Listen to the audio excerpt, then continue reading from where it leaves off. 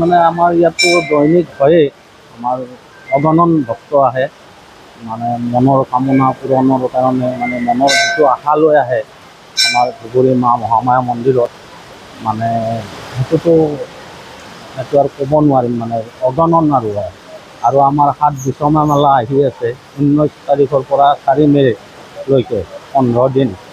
এই 15 দিনত ভক্তৰ সমাগম বহুখিনিয়ে হ'ব, মানে আগৰ তুলনাত বহুখিনি হ'ব। আজি গোঁসাই বিহু, গোঁসাই বিহু উপলক্ষে কি ক'ব? গোঁসাই বিহুটো আমাৰ মাৰ পূজা অৰ্চনা হৈয়ে আছে, দৈনিক মাৰ পূজা অৰ্চনা হয়। আমাৰ ইয়াত ধৰক এতিয়া ভক্ত আহিছে, ভক্তক বিদায় কৰি থকা হৈছে, যাত্ৰীসকলক বিদায় দি থকা হৈছে, আৰু আমাৰ পূজা এতিয়া আমি আৰম্ভ কৰিম।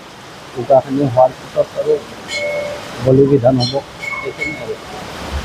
বিশ্ব শান্তিৰ বাবে কি ক'ব আপুনি? বিশ্ব শান্তিৰ বাবেতো এইটো আৰু মনৰ চবৰে আশা লৈ আহে, আৰু আমিতো ভালটোৱে কামনা কৰোঁ, সেইটোৱে আৰু।